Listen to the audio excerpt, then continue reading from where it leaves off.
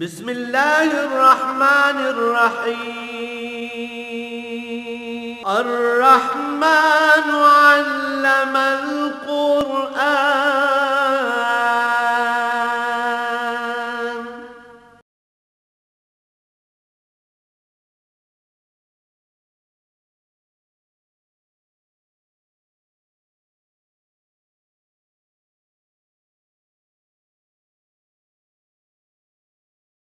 الحمد لله رب العالمين والصلاة والسلام على حبيبه محمد وآله وصحبه أجمعين. أعوذ بالله من الشيطان الرجيم. بسم الله الرحمن الرحيم. إن تستفتحوا فقد جاءكم الفتح وإن تنتهوا فهو خير لكم وإن تعودوا نعد وَلَن تُغْنِيَ عَنْكُمْ فِئَتُكُمْ شَيْئًا وَلَوْ كَثُرَتْ وَأَنَّ اللَّهَ مَعَ الْمُؤْمِنِينَ.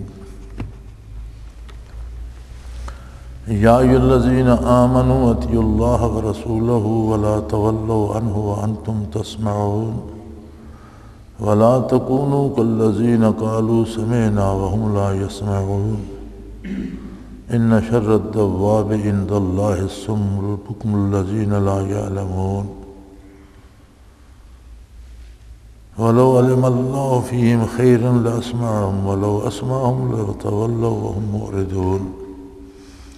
اللهم سبحانك لا علم لنا إلا ما علمتنا إنك أنت العليم الحكيم. مولاي صل وسلم دائما أبدا على حبیبک خیر الخلق کلہم. ان تستفتحوا فقد جاءکم الفتح. مشرکین مکہ نے بیت اللہ شریف کے پردے تھام کر دعا کی تھی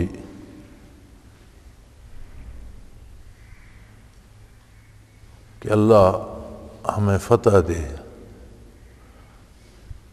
اور اگر جو کچھ نبی کریم صلی اللہ علیہ وآلہ وسلم فرماتے ہیں یہ سچ ہے، ان کان ھذا الحق امطر علینا حجارۃ من السماء او ائتنا بعذاب علیم، تو پھر ہم پر آسمان سے پتھر برسا یا اور کوئی دردناک عذاب بھیج دے، یعنی مانیں گے نہیں ہم. اللہ کریم نے ارشاد فرمایا ان تستفتحوا فقد جاءکم الفتح.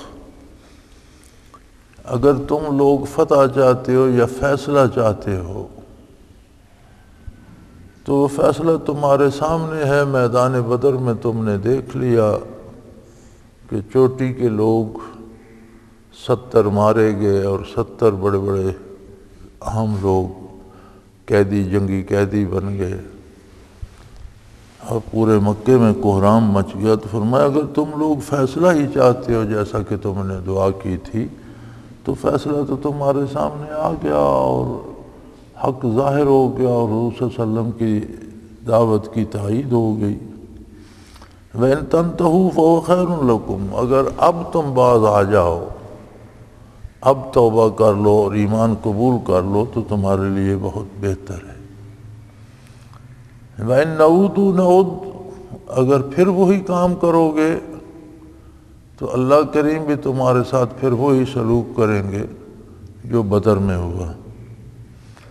وَلَن تُغْنِيَ عَنْكُمْ فِئَتُكُمْ شَيْئًا وَلَوْ كَثُرَتْ. اگر تمہارا یہ خیال ہو کہ اس دفعہ ہم بہت سے لوگ جمع کر لیں گے اور ہماری اکثریت ہوگی، تو فرمایا وہ اکثریت بھی تمہیں فائدہ نہیں دے گی، چونکہ اللہ کے رسول صلی اللہ علیہ وسلم اور آپ کے تابع داروں کے ساتھ اللہ کی معیت ہے، ان کے ساتھ اللہ ہے. تو لوگوں کی کثرت بھی تمہیں فائدہ نہیں دے گی، اس لیے کہ وَأَنَّ اللَّهَ مَعَ الْمُؤْمِنِينَ.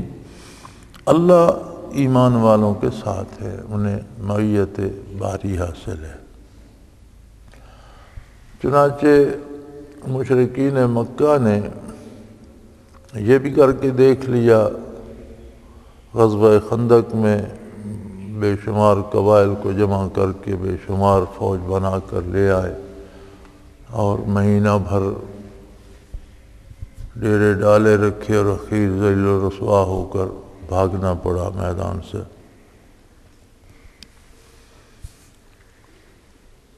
تو حقیقت ارشاد فرما دی کہ صداقت نبوت پر یہ دلیل ہے کہ دنیاوی اسباب تمہارے حق میں تھے، لیکن معیت باری مومنین کو حاصل تھی، لہذا ہر بار فتح انہیں نصیب ہوئی اور تمہیں ذلت آمیز شکست سے دوچار ہونا پڑا۔ اور اللہ کے مقابلے میں بندوں کی کثرت کیا کرے گی؟ آخر محتاج اور مخلوق ہیں، بے بس لوگ ہیں، اللہ کے مقابلے میں کیا کر سکیں گے؟ وَأَنَّ اللَّهَ مَعَ الْمُؤْمِنِينَ، ایمان والوں کو اللہ کی معیت حاصل ہے۔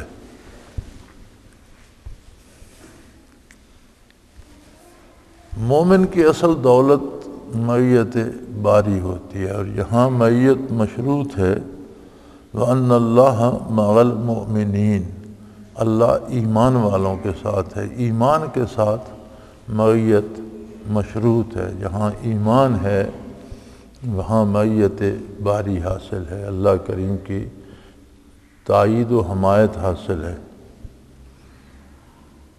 ایمان کیا ہے؟ وہ کیسی ایمان کا تعین ہم کیسے کریں گے کہ کس شخص میں ایمان ہے؟ جس میں ایمان ہے اسے معیت باری حاصل ہوگی، اور خدا نخواستہ کبھی وہ ایمان کو چھوڑ بیٹھے یا اس میں کمزوری آ جائے تو معیت باری سے بھی معروم ہو جائے گا۔ اگلی آیہ کریمہ اس بات کی وضاحت فرماتی ہے کہ ایمان کیا ہے۔ فرمایا یا ایھا الذین آمنوا اطیعوا اللہ ورسولہ، اے ایمان والو اللہ کی اطاعت کرو اور اللہ کے رسول صلی اللہ علیہ وسلم کی اطاعت کرو، ولا تولوا عنہ وانتم تسمعون، اور ان کے احکام سن کر پیٹھ پھیر کر چلے نہ جاؤ، یعنی یہ نہ ہو کہ لاپرواہی کرو اور ان کی پرواہ نہ کرو۔ اگر ایسا کرو گے تو ایمان نہیں رہے گا۔ تو گویا ایمان صرف دعوے کا نام نہیں ہے کہ بندہ دعویٰ کرے کہ میں مسلمان ہوں، میں نے کلمہ پڑھ لیا ہے۔ ایمان دعوے کے ساتھ یقین اور یقین کے ساتھ عمل کا نام۔ زبان سے جو کہتا ہے دل سے اس پر یقین ہو اور اس پر عمل کرے۔ اطیعوا اللہ ورسولہ، اللہ اور اس کے رسول کی اطاعت کرو، تو اطاعت کا نام ایمان ہے۔ اسی لیے اکثر ائمہ نے فرمایا کہ ایمان اعمال کا نام ہے، اگر اعمال نہیں کرتا تو ایمان ہونے کی اس کے پاس کوئی دلیل نہیں ہے۔ وَلَا تَكُونُوا كَالَّذِينَ قَالُوا سَمِعْنَا وَهُمْ لَا يَسْمَعُونَ، اور اللہ کے رسول کے احکام کے مقابلے میں ایسے نہ ہو جاؤ کہ جو لوگ ان کی طرح نہ ہو جاؤ، لوگ کہتے ہیں ہم نے جی سن لیا اور وہ سنتے نہیں ہیں۔ یہاں سننے سے مراد ہے سن کر اس پر عمل کرنا اور اسے دل سے قبول کرنا، ورنہ تو حضور جو کچھ ارشاد فرماتے تھے مومنین بھی سنتے تھے، مشرکین بھی سنتے تھے، کفار بھی سنتے تھے، لیکن مومنین سن کر اس پر یقین بھی رکھتے تھے اور اس پر عمل بھی کرتے تھے، اور مشرکین و منافقین سنتے تو تھے مانتے نہیں تھے، اور سن کر نہ ماننا ایسا ہی ہے جیسے سنا ہی نہ ہو۔ جیسے اردو میں بھی محاورہ ہے کہ سنی انسنی کر دی، یعنی بات سنی تو صحیح لیکن اس پر کوئی اثر نہیں لیا۔ تو صاحب روح البیان نے یہاں سننے کے 4 درجے لکھے ہیں۔ ایک درجہ ہے کہ سنا لیکن اسے سنا اور انسنا کر دیا، اس کی پرواہ نہیں کی، یہ قطعی کفار کا شیوا ہے۔ دوسرا درجہ ہے کہ سنا تو صحیح اور سمجھا بھی۔ پہلا درجہ تو یہ ہے کہ سنا اور سمجھنے کی بھی کوشش نہیں کی، اس کا انکار کر دیا، یہ قطعی کفار کا درجہ۔ دوسرا درجہ یہ ہے کہ سنا اور سمجھا بھی کہ اس کا مفہوم کیا ہے، لیکن اس پر یقین نہیں کیا۔ وہ فرماتے ہیں یہ منافقین کا درجہ ہے، سنتے بھی ہیں سمجھتے بھی ہیں لیکن ان کے دل یقین سے محروم ہوتے ہیں۔ تیسرا درجہ ہے کہ سنا بھی سمجھا بھی اور اس پر یقین بھی کر لیا لیکن عمل کی توفیق نہ ہوئی، تو فرمایا یہ فاسق فاجر بدکار مسلمان ہے جو سنتا بھی ہے، اس بات کو سمجھتا بھی ہے، اس پر اسے یقین بھی ہے لیکن عمل نہیں کرتا۔ اور چوتھا درجہ ہے کہ سنا بھی، اسے سمجھا بھی، اس پر یقین بھی کیا اور اس پر عمل بھی کیا۔ یہ درجہ ہے کامل مومنین کا، جن کو معیت باری حاصل ہوتی ہے۔ معیت باری سے مراد یہ ہے کہ اللہ کی تائید و حمایت حاصل ہوتی ہے، دنیا اور آخرت کے سارے کام درست ہوتے جاتے ہیں۔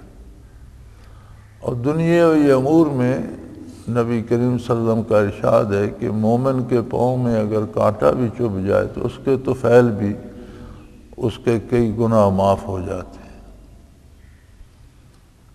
چھوٹا سا عمل کرے، راستہ چلتے ہوئے راستے سے کوئی پتھر پڑا ہے ہٹا دے تو اس کی کئی نیکیاں شمار ہوتی ہیں۔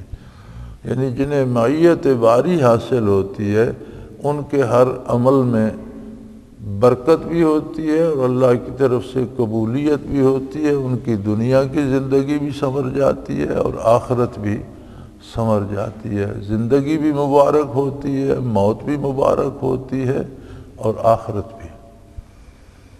لیکن اگر معیت باری سے محروم ہو جائے بندہ تو میرے خیال میں آج ہمیں مثالیں دینے کی ضرورت نہیں ہے، اپنے ملک میں بھی اور دوسرے مسلمان ممالک میں بھی اور اپنے ماحول میں دیکھ سکتے ہیں کہ معیت باری سے محرومی کے کیا نتائج ہوتے ہیں۔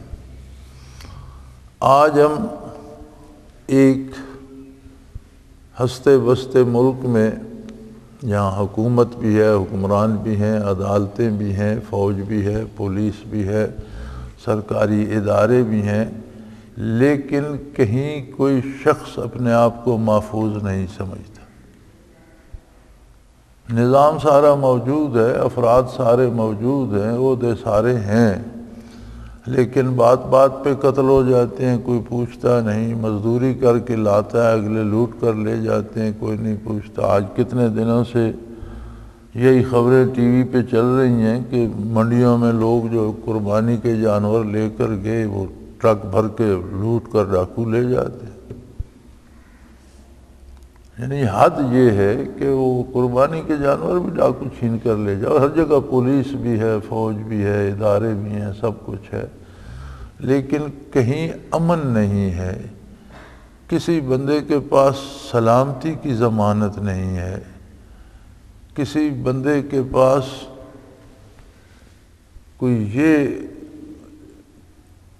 ایسی کوئی اسے ضمانت نہیں دی جا سکتی کہ اس کا گھر محفوظ رہے گا یا اس کی عزت یا جان یا مال، یہ سب کیا ہے؟ معیت باری سے محرومی کا نتیجہ ہے۔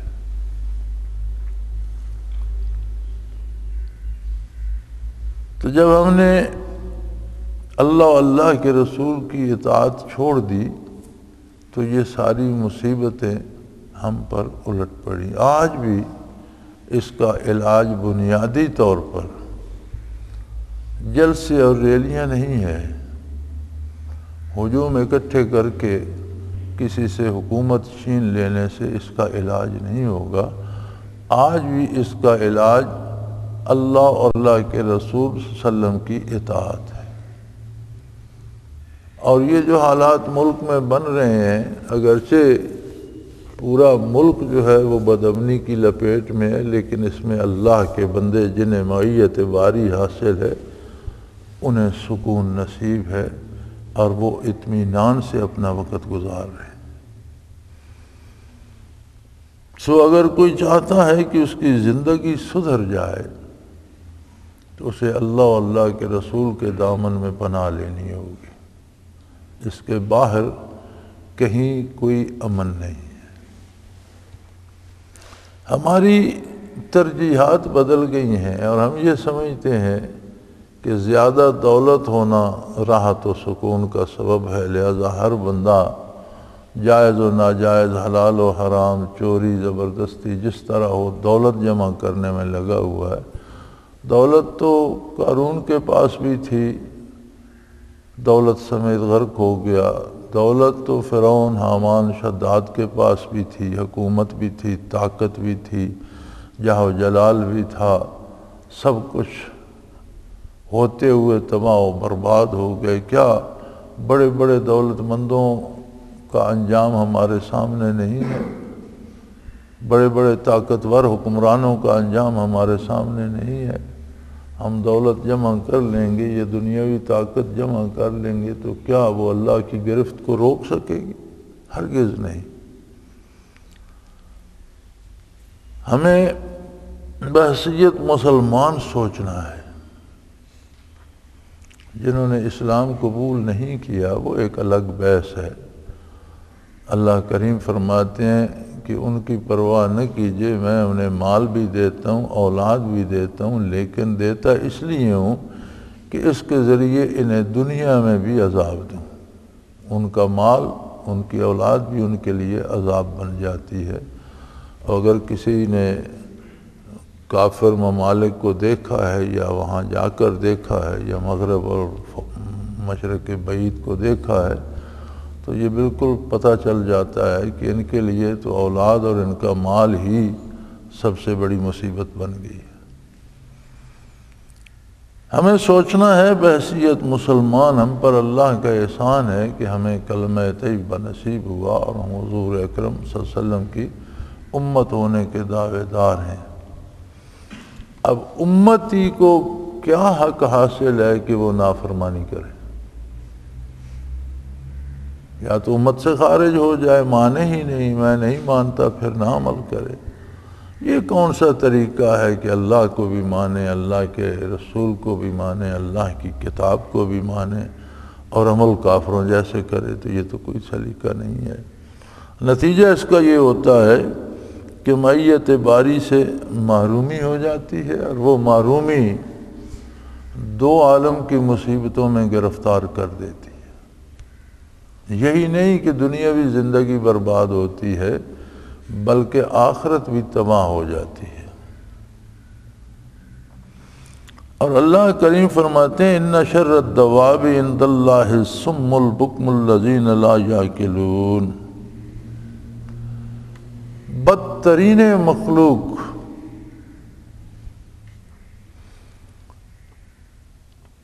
مفسرین کرام لکھتے ہیں کہ انسان اللہ کی بہترین مخلوق ہے، لیکن اس کا درجہ عام انسان کا درجہ فرشتے سے کم تر ہے۔ لیکن جب وہ اللہ کے رسول کی اطاعت کرتا ہے اور نیکی کرتا ہے اور محنت کرتا ہے تو وہ فرشتوں سے برتر درجہ پا جاتا ہے۔ باقی ساری مخلوق انسان سے کم تر ہے، لیکن جب وہ اطاعت الہی کو چھوڑتا ہے تو پھر وہ درندوں اور جانوروں سے بھی نیچے چلا جاتا ہے۔ پھر یعنی اس کا سفر جو ہے وہ جاری رہتا ہے، یا اوپر کی طرف یا نیچے کی طرف۔ تو اللہ کریم فرماتے ہیں کہ جو لوگ گنگے بہرے بن جاتے ہیں دین کے معاملے میں، سنتے بھی نہیں، مانتے بھی نہیں، یقین بھی نہیں کرتے، عمل بھی نہیں کرتے، اللہ کے نزدیک سب سے بدترین مخلوق وہ ہیں، یعنی چوپاؤں سے بھی بدتر، کتے بلے سے، درندے سے بھی بدتر مخلوق ہیں وہ، جو اللہ اور اللہ کے رسول کے احکام نہ سنتے ہیں نہ مانتے ہیں۔ فرمایا الذین لا یعقلون، اللہ نے انہیں عقل و خرد دی تھی حق کو سمجھنے کے لیے، لیکن وہ عقل و خرد کا استعمال برائی کے لیے کرتے ہیں، حق کو سمجھنے کے لیے نہیں کرتے، گویا ان کے پاس حق کے لیے عقل ہے ہی نہیں۔ تو فرمایا ایسے لوگ جو حق کو سمجھتے بھی نہیں، سوچتے بھی نہیں، مانتے بھی نہیں، اس پر عمل بھی نہیں کرتے، وہ اللہ کے نزدیک بدترین مخلوق ہے۔ یعنی جو مخلوق برے سے بری ہے، جو مخلوق نہایت غلیظ یا گندی ہے، اس سے بھی بہت نیچے ان کا درجہ چلا جاتا ہے۔ وَلَوْ عَلِمَ اللَّهُ فِيهِمْ خَيْرًا لَأَسْمَعَهُمْ، فرمایا یہ بات استعداد کی ہے، انسان کو اللہ نے اختیار دیا۔ کیا اختیار ہے انسان کے پاس؟ حضرت علی کرم اللہ وجہ الکریم سے کسی نے یہ سوال کیا تھا کہ انسان کے پاس کتنا اختیار ہے؟ تو انہوں نے فرمایا اپنی ایک ٹانگ اٹھا کر کھڑے ہو جاؤ۔ اس نے ایک ٹانگ اوپر اٹھا لی، فرمایا اب دوسری اٹھا لو۔ کہنے لگا دوسری تو نہیں اٹھا سکتا۔ فرمایا بس اتنا ہی اختیار ہے تمہارے پاس۔ انسان کے پاس اپنا پیدا ہونے کا اختیار نہیں، اپنی شکل بنانے کا اختیار نہیں، اپنا قد بت بنانے کا اختیار نہیں، اپنی عقل و فہم بنانے کا اختیار نہیں، اپنا بخت یا اپنی قسمت یا مقدر بنانے کا اختیار نہیں، اپنی صحت بیماری پہ اس کو اختیار نہیں، حتیٰ کہ موت پہ بھی اختیار نہیں۔ جب موت آتی ہے مر جاتا ہے بے بس و بیچارہ، تو پھر اس کے پاس اختیار کیا ہے؟ انسان کے پاس اختیار ہے کہ وہ یہ فیصلہ کرے کہ اسے اللہ و اللہ کے رسول کی اطاعت کرنی ہے یا نہیں، اسے اللہ کی رضا، اللہ کے نبی کی رضا درکار ہے، آخرت درکار ہے، یا اس نے اپنی مرضی سے اپنی پسند سے جینا ہے۔ یہ فیصلہ انسان کا ہے، یہ انسان پر مسلط نہیں کیا جاتا۔ تو اگر انسان یہ فیصلہ کر لے کسی بھی زندگی کے کسی بھی سطح پر، غلطیاں کر چکا، گناہ کر چکا، کفر و شرک کر چکا، کسی وقت اسے احساس ہو جائے اور وہ یہ فیصلہ کر لے کہ جو ہو چکا اس سے میں توبہ کرتا ہوں، آئندہ اللہ کی اطاعت اور اللہ کے نبی کی فرما برداری کروں گا صلی اللہ علیہ وآلہ وسلم، تو ایک استعداد پیدا ہو جاتی ہے اس توبہ سے اور قبول ایمان سے، قبول حق کی استعداد پیدا ہو جاتی ہے۔ اس استعداد کی یہاں بات ہو رہی ہے۔ فرمایا وَلَوْ عَلِمَ اللَّهُ فِيهِمْ خَيْرًا، اگر اللہ ان میں کوئی خیر دیکھتے، یعنی اگر وہ توبہ کرتے یا خلوص سے اللہ اور اللہ کے رسول صلی اللہ علیہ وسلم کو ماننے کی بات کرتے، دل میں طے کر لیتے کہ مجھے دین پر چلنا ہے، اللہ و اللہ کے رسول کا اتباع کرنا ہے، آپ کی اطاعت کرنی ہے، لَأَسْمَعَهُمْ، تو اللہ انہیں سننے اور سمجھنے کی توفیق بھی عطا کر دیتے، پھر باتیں ان کی سمجھ میں بھی آنے لگتی، حق ان کے دل میں جاگزیں ہونے لگتا، بات ان کے دماغ میں بھی بیٹھ جاتی۔ لیکن جب انہوں نے یہ فیصلہ ہی نہیں کیا، وہ استعداد ہی حاصل نہیں کی، وَلَوْ أَسْمَعَهُمْ لَتَوَلَّوْا وَهُمْ مُعْرِضُونَ، تو اس حال میں اگر اللہ انہیں سننے کی استعداد بھی دے دیں، یعنی سنیں بھی سمجھ بھی لیں، تو پھر بھی منہ پھیر کر چلے جائیں گے، چونکہ ان کا فیصلہ حق پر چلنے کا نہیں ہے۔ اس اپنے فیصلے کے مطابق وہ زندگی گزاریں گے۔ آپ انہیں اللہ کے احکام سناتے رہیں، رسول اللہ صلی اللہ علیہ وسلم کے احکام سناتے رہیں، دین بیان کرتے رہیں، وہ سنی انسنی کر دیں گے، چونکہ انہوں نے خود اللہ اور اللہ کے رسول کی اطاعت کا فیصلہ اپنے اندر نہیں کیا، انہوں نے اپنی مرضی سے زندگی گزارنے کا فیصلہ کیا ہے۔ اور یہ بڑا عجیب فیصلہ ہے کہ جس نے وجود دیا، جس نے حیات دی، جس نے ساری نعمتیں دیں، اس کی بات نہیں سننی اور چند روزہ زندگی جو ہے یہ اپنی من پسند سے گزارنی ہے۔ اپنی من پسند سے انسان جی نہیں سکتا، نافرمانی کرنے والوں کی خواہشات پوری نہیں ہوتی، صرف نافرمانی کا وبال ان کے گلے پڑ جاتا ہے، اور یوں زندگی بھی اکارت جاتی ہے اور آخرت بھی ضائع ہو جاتی ہے۔ فرمایا وَلَوْ عَلِمَ اللَّهُ فِيهِمْ خَيْرًا لَأَسْمَعَهُمْ، اگر ان میں اللہ کریم خیر دیکھتے، یعنی ان کا یہ فیصلہ ہوتا کہ ہم اللہ اور اللہ کے رسول کی اطاعت کریں گے، تو اللہ انہیں سننے، سمجھنے، یقین کرنے کی توفیق بھی عطا کر دیتے، عمل کی توفیق بھی عطا کر دیتے۔ لیکن اس فیصلے کے بغیر اول تو اللہ سننے کی توفیق ہی نہیں دیتے، یعنی سنی انسنی ہو جاتی ہے، سنا یا نہ سنا برابر رہتا ہے۔ لیکن اگر سننے کی توفیق بھی دے دیتے تو سن کر بھی تو انہوں نے کان جھاڑ کر چلے جانا تھا۔ وَلَوْ أَسْمَعُوا لَتَوَلَّوْا وَهُمْ مُعْرِضُونَ، اگر سن بھی لیتے تو منہ پھیر کے چل دیتے اور اس بات پہ قائم نہ رہتے۔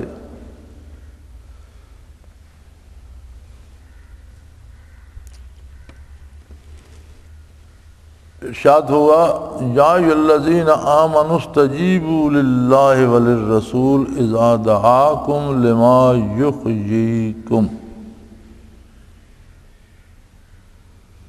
کمال ہے، ہر بندہ زندہ ہے،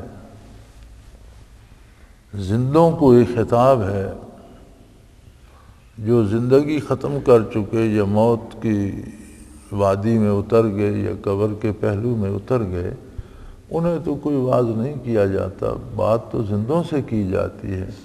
لیکن قرآن کا انداز یہ ہے کہ یا ایھا الذین آمنوا، اے وہ لوگو جو ایمان لائے ہو، جو اپنے آپ کو مسلمان کہتے ہو، جو اپنے آپ کو مومن سمجھتے ہو، جو کہتے ہو کہ اللہ اور اللہ کے رسول کی اطاعت کریں گے، استجیبوا للہ وللرسول، اللہ اور اس کے پیغمبر کی بات کو دل سے قبول کرو۔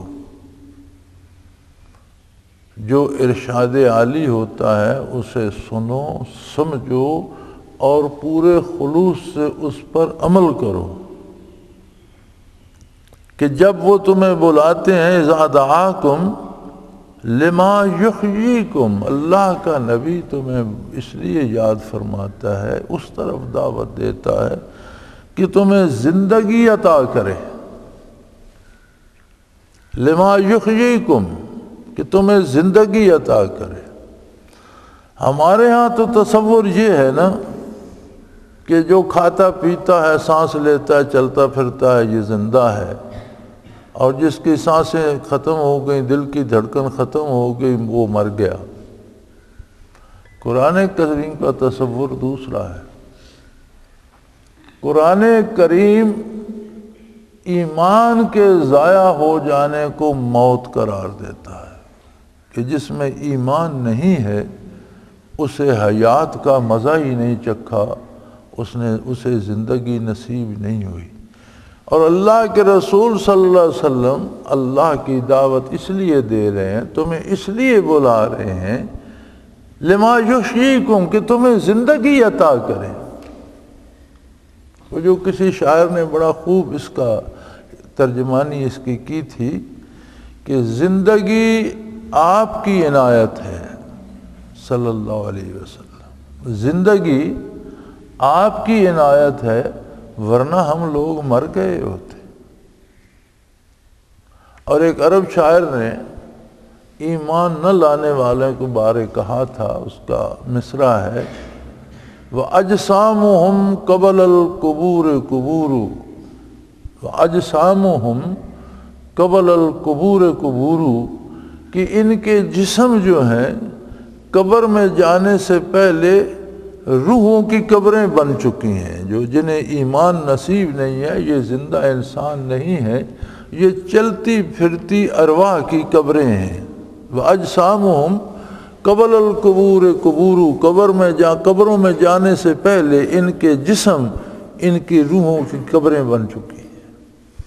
تو فرمایا اللہ اور اللہ کا رسول جب دعوت دیتے ہیں، اذا دعاکم، جب تمہیں بلاتے ہیں اپنی طرف، لما یحییکم، وہ تمہیں زندگی عطا کرنے کے لیے بلاتے ہیں، تم سے کچھ لیتے نہیں، تمہیں حیات عطا کرتے ہیں۔ اور جسے اللہ کے رسول کی بارگاہ سے حیات ہوتی ہے نصیب، اسی کو شہید کہتے ہیں۔ پھر اسے موت نہیں آتی، وہ قتل ہو جائے، اس کا جسم ٹکڑوں میں کٹ جائے، اسے آپ گٹھڑی میں باندھ کر قبر میں دفن کر دیں، لیکن وہ موت کی رسائی سے بالا تر ہوتا ہے۔ وہ لوگ دنیا میں بھی زندہ ہوتے ہیں، قبروں میں بھی زندہ ہوتے ہیں، آخرت میں بھی حیات انہی کو نصیب ہوگی۔ وہ جو سلطان بہو نے ایک مصرع ارشاد فرمایا تھا رحمۃ اللہ تعالی علیہ کہ نام فقیر تناندہ باہو، قبر جنا دی جیوے ہو، یعنی اللہ کی اطاعت یا اللہ کی غلامی یا نبی صلی اللہ علیہ وسلم سے تعلق اس بندے کا ہے جس کی قبر بھی زندہ ہو، کیونکہ جو حیات اللہ کے رسول کی طرف سے ملتی ہے وہ دائمی اور ابدی ہوتی ہے، اسے زوال نہیں آتا۔ تو فرمایا اے ایمان والو، خلوص دل سے استجابت کیا ہوتی ہے؟ استجابت کیا ہوتی ہے؟ بات کو سننا، سمجھنا، دل سے ماننا اور اس پر عمل کرنا، یہ چار چیزیں شامل ہوں تو استجابت بنتی ہے۔ تو اردو میں ترجمہ تو اس کا سادہ سا ہو جاتا ہے کہ یہاں لکھا ہوا ہے اے ایمان والو، اللہ اور اس کے پیغمبر کے ارشاد کو بجا لایا کرو، اطاعت کیا کرو پوری تندہی سے۔ اب یہ ہمیں اپنا اپنا حال دیکھنا ہے۔ ہماری مصیبت یہ ہے کہ ہم ہمیشہ دوسروں کو دیکھتے ہیں، حالانکہ جواب ہم نے اپنا دینا ہے، میں نے اپنا دینا ہے، آپ نے اپنا دینا ہے۔ لیکن عجیب مصیبت ہے کہ ہم دوسروں کو دیکھتے ہیں، فلاں یہ غلطی کر رہے، فلاں یہ غلطی کر رہے۔ کبھی یہ معیار ہم اپنے آپ پر بھی اپلائی کریں کہ میں کیا کر رہا ہوں، کتنا کام میں اللہ اور اللہ کے رسول صلی اللہ علیہ وسلم کے حکم کے مطابق کر رہا ہوں، اور کتنی باتیں، کتنا کام، کتنے اشغال جو ہیں وہ شریعت مطہرہ کے خلاف کر رہا ہوں۔ تو فرمایا شریعت کی مخالفت چھوڑ دو، آمنوا استجیبوا للہ وللرسول، اللہ اور اس کے رسول کی بات پورے خلوص سے بجا لاؤ، سنو، سمجھو، یقین کرو اور اس پر عمل کرو، اس لیے کہ جب وہ تمہیں بلاتے ہیں تو زندگی عطا کرنے کے لیے بلاتے ہیں۔ اذا دعاکم لما یحییکم، تاکہ وہ تمہیں حیات عطا کریں۔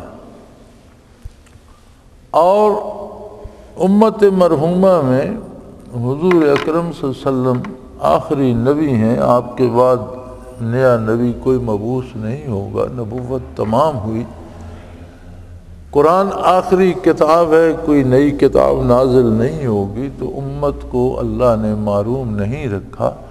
امت میں اولیاء اللہ، علماء حق اور مشائخ پیدا فرمائے، جو نائب الرسول ہوتے ہیں، جو اس بارگاہ کے قاصد ہوتے ہیں۔ اور شیخ کا مطلب بھی یہی ہے، شیخ بھی وہی ہے کہ جس کے پاس جائیں تو حیات نصیب ہو۔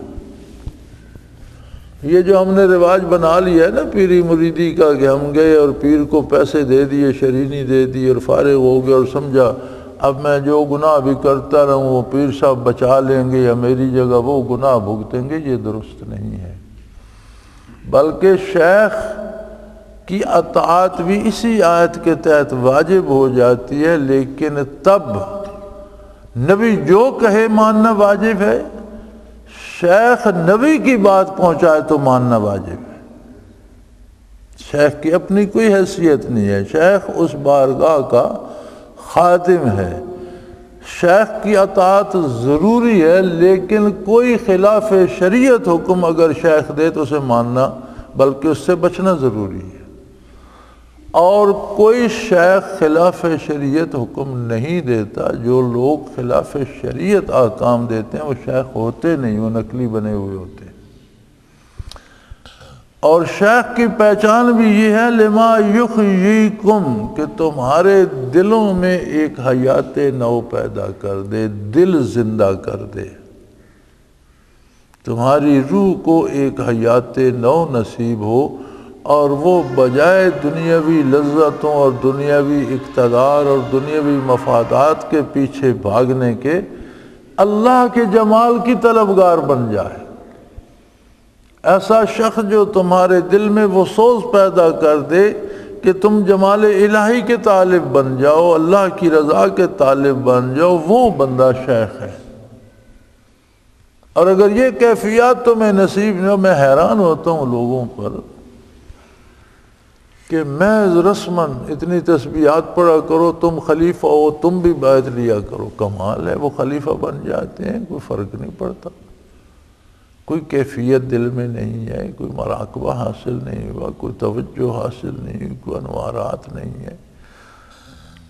تو شیخ اگر نائب ہے نبی کریم صلی اللہ علیہ وسلم کا تو اس کی ذمہ داری بھی یہ ہے کہ دلوں کو حیات بخشے۔ وَاعْلَمُوا أَنَّ اللَّهَ يَحُولُ بَيْنَ الْمَرْءِ وَقَلْبِهِ، فرمایا اس میں ایک بات اور بھی یاد رکھو، اس آیہ کریمہ کے علماء تفسیر نے دو معنی کیے ہیں۔ ایک معنی یہ ہے جو سامنے لکھا ہوا ہے، اور یہ کہ تم اسی کے اور جان رکھو کہ اللہ انسان اور اس کے قلب کے درمیان آڑ بن جایا کرتے ہیں، حائل ہو جاتے ہیں۔ ان اللہ یحول بین المرء وقلبہ، یعنی اگر گستاخی کی جائے اللہ کے حبیب صلی اللہ علیہ وسلم سے، اللہ کے رسول سے، اور اللہ کے رسول کے احکام کی پرواہ نہ کی جائے تو غیرت الہی کا تقاضا یہ ہے کہ پھر نیکی اور تمہارے دل کے درمیان اللہ آڑ بن جاتے ہیں، پھر تمہیں کبھی نیکی نصیب نہیں ہوتی۔ یعنی یہ کوئی معمولی جرم نہیں ہے کہ جی ہم نے احکام شریعت کی پرواہ نہیں کی، نبی علیہ الصلوۃ والسلام کے ارشادات عالیہ کی پرواہ نہیں کی تو خیر ہے۔ فرمایا خیر نہیں ہے، یہ اتنا بڑا جرم ہے کہ اس کی سزا پھر یہ ہوتی ہے کہ اللہ کبھی تمہیں نیکی سمجھنے کی توفیق ہی نہیں دیتے، تمہارے دل اور نیکی کے درمیان آڑ بن جاتے ہیں۔ وَأَنَّهُ إِلَيْهِ تُحْشَرُونَ، اور یہ یاد رکھو کہ تمہیں واپس اللہ کی بارگاہ میں جمع ہونا ہے۔ دوسرا معنی علماء تفسیر نے یہ کیا ہے کہ وَاعْلَمُوا، جان رکھو کہ جب تم نبی کریم صلی اللہ علیہ وسلم کی اطاعت کرو گے، جب تم اللہ و اللہ کے رسول کی دعوت پہ لبیک کہو گے خلوص دل سے اور عمل کرو گے، ان اللہ یحول بین المرء وقلبہ، تو اللہ گناہوں اور جرائم سے تمہیں خود بچا لے گا، تمہارے دل اور گناہوں کے درمیان خود رکاوٹ بن جائے گا، تمہارا دل گناہوں کو قبول نہیں کرے گا۔ دونوں معنی درست ہیں، عربی قواعد کے لحاظ سے بھی، الفاظ کے لحاظ سے بھی دونوں معنی درست ہیں، اور معنی کے حساب سے بھی دونوں معنی جو ہیں وہ مبارک ہیں۔ ہوتا ہی ایسا ہے کہ کسی کو نسبت نصیب ہو جائے بارگاہ رسالت سے، دل زندہ ہو جائے تو گناہ سے دل میں نفرت پیدا ہو جاتی ہے، اللہ ایک آڑ بنا دیتے ہیں کہ وہ دل گناہ کی طرف نہیں جاتا۔ اور اگر گستاخی ہو بارگاہ رسالت کی تو توبہ کی توفیق سلب ہو جاتی ہے، اور بندہ مرتے دم تک گناہوں میں لتھڑا رہتا ہے اور اسی میں موت کی نظر ہو جاتا ہے۔ اور فرمایا یاد رکھو تم لوگوں نے ہمیشہ اس دنیا میں نہیں رہنا، مر کر فنا بھی نہیں ہونا، تمہیں لوٹ کر اللہ کی بارگاہ میں جانا ہے، اور جہاں محاسبہ یہی ہوگا کہ زندگی میں نے دی تھی، خرچ کس کی پسند پر کی؟ میری پسند پر کی، میرے نبی کی پسند پر کی، یا اپنے نفس کی خواہشات پر زندگی اجاڑ کر آ گئے؟ وَاتَّقُوا فِتْنَةً لَا تُصِيبَنَّ الَّذِينَ ظَلَمُوا مِنْكُمْ خَاصَّةً وَاعْلَمُوا أَنَّ اللَّهَ شَدِيدُ الْعِقَابِ۔ اور اس مصیبت سے ڈرتے رہو، اس فتنے سے ڈرتے رہو جو صرف بدکاروں کو خاص طور پر نہیں آئے گا۔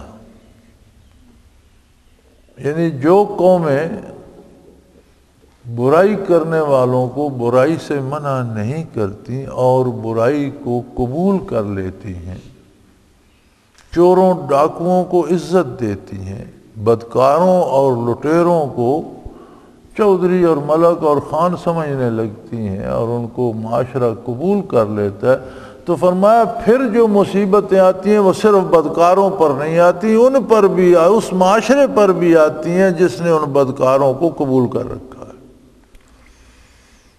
وَاتَّقُوا فِتْنَةً لَا تُصِيبَنَّ الَّذِينَ ظَلَمُوا مِنْكُمْ خَاصَّةً، اس مصیبت سے، اس فتنے سے ڈرتے رہو جو خاص کر صرف بدکاروں پر نہیں آئے گا بلکہ پورے معاشرے کو اپنی لپیٹ میں لے لے گا۔ ہمیں اب کون سمجھائے؟ اللہ ہمیں توبہ کی توفیق دے اور ہمیں معاف کر دے، ہم تو اس فتنے کی لپیٹ میں ہیں۔ نہ مساجد محفوظ ہیں، نہ عبادت خانے، نہ گھر محفوظ ہیں، نہ باہر، نہ بازار محفوظ ہیں، نہ عدالتیں۔ ہر جگہ لوگ مارے جا رہے ہیں، لوٹے جا رہے ہیں، مال چوری ہو رہا ہے، عزتیں لٹ رہی ہیں۔ کیا عجیب حال ہے کہ 40 50 60 100 120 150 بندہ ایک شہر میں قتل ہو جاتا ہے، اور آرام سے ایک جملہ لکھ دیا جاتا ہے، نامعلوم قاتلوں نے قتل کر دیے، چلو کوئی پوچھنے والا ہے؟ یہ کیا ہے؟ عذاب الہی ہے اور کیا ہے؟ عجیب و غریب بیماریاں آ جاتی ہیں جن کا کبھی کسی نے نام نہیں سنا ہوتا، قحط سالی پڑ جاتی ہے، بارش کے قطرے کو ترس جاتے ہیں، بارش ہوتی ہے تو سیلاب آ جاتے ہیں، یا خشک سالی سے مرتے رہتے ہیں لوگ، یا پانی میں غرق ہو کے مرنا شروع ہو جاتے ہیں۔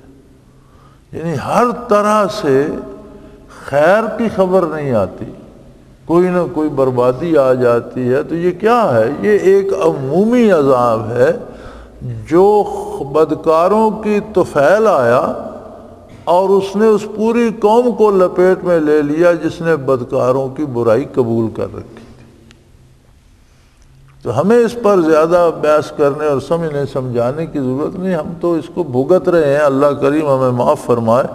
فرمایا ڈرو ان فتنوں سے، ایسے وبال سے ڈرو جو خاص کر بدکاروں پر ہی واقع نہیں ہوگا بلکہ برائی کو قبول کرنے والی پوری قوم کو اپنی لپیٹ میں لے لے گا۔ وَاعْلَمُوا أَنَّ اللَّهَ شَدِيدُ الْعِقَابِ، اور یہ بات بھی یاد رکھ لو،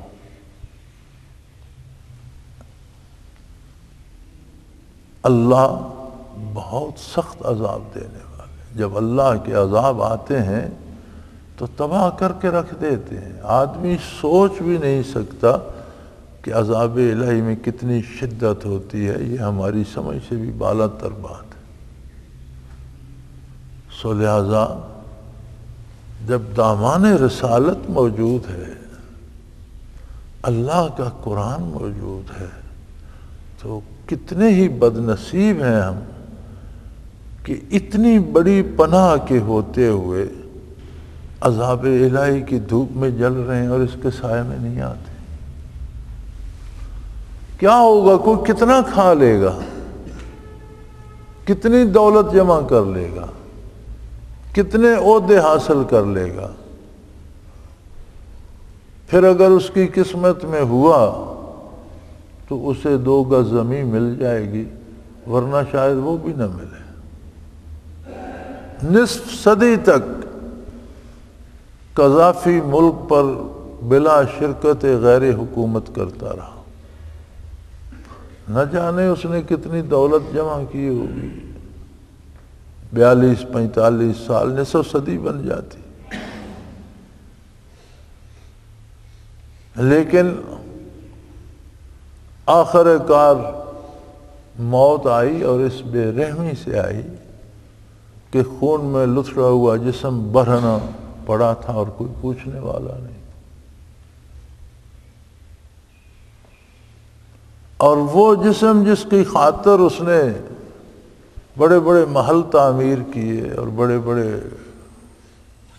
آسائشیں اس کی خاطر حاصل کی، اسے خراب ہونے سے بچانے کے لیے سبزی منڈی کا جو ریفریجریٹر تھا یا وہ چیزیں سبزی رکھتے تھے ٹھنڈی رکھنے کے لیے، 2 دن اس کی لاش اس میں پڑی رہی.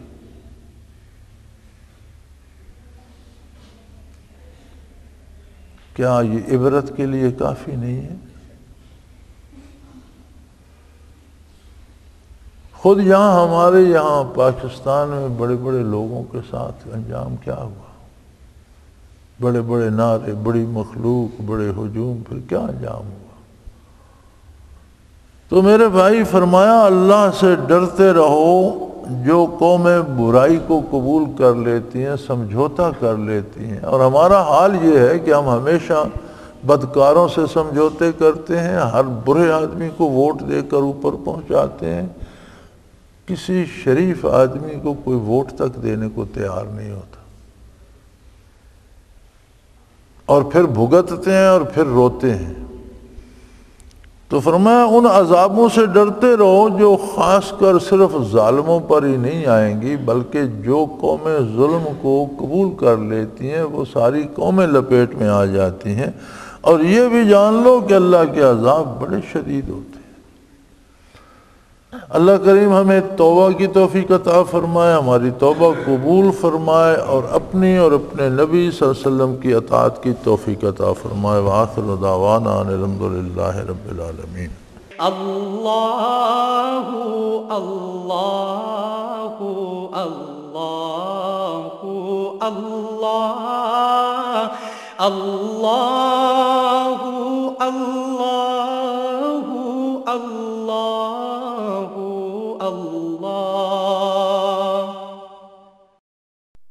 حضرت امیر محمد اکرم آوان مد ظلہ العالی دارالعرفان منارہ ضلع چکوال میں سالہ سال سے قرآن و حدیث کے اوپر خطابات کر رہے ہیں اور سلسلہ نقشبندیہ اویسیہ کے مطابق لوگوں کو ذکر الہی کی تربیت دے رہے ہیں. وہ قرآن پاک کی تفسیر ترتیب وار بیان کر رہے ہیں. تفسیر قرآن کو وہ موجودہ ملکی اور بین الاقوامی حالات کے مطابق بیان کرتے ہیں. موٹر وے سے کلر کہار کے انٹرچینج سے نکلتے ہوئے کلر کہار کی جھیل سے ہوتے ہوئے میانی، بوچھال اور نور پور سے گزرتے ہوئے دارالعرفان منارہ پہنچ سکتے ہیں. حضرت امیر محمد اکرم آوان نے بچیوں اور بچوں کی دینی اور دنیاوی تعلیم کے لیے سقارہ اکیڈمی کے نام سے ایک درسگاہ بھی قائم کی ہے، جس کا افتتاح ملک پاکستان کے صدر جنرل محمد ضیاء الحق نے اپنے دست مبارک سے کیا تھا. وہ تمام احباب جو اسلام کی طلب رکھتے ہیں ان سے گزارش ہے کہ دارالعرفان منارہ ضلع چکوال میں امیر محمد اکرم آوان صاحب کے خطابات سے مستفید ہوں. وہ ہر جمعے کو نماز سے پہلے بیان فرماتے ہیں. ہر ماہ کی پہلی اتوار کو ماہانہ اجتماع ہوتا ہے جس میں آپ خصوصی خطاب فرماتے ہیں اور پاکستان کے چاروں صوبوں سے احباب اس اجتماع میں شرکت کرتے ہیں. اس کے علاوہ یہاں سال میں 2 مرکزی اجتماعات بھی ہوتے ہیں، ایک رمضان المبارک میں اعتکاف کا اجتماع اور دوسرا جولائی اور اگست میں 40 دن کا اجتماع ہوتا ہے جس میں روحانی تربیت کی جاتی ہے. اپنا خون سیماب دے کر اتنا ہم کر جائیں گے، نام آقا کا چمن میں پھر رقم کر جائیں گے.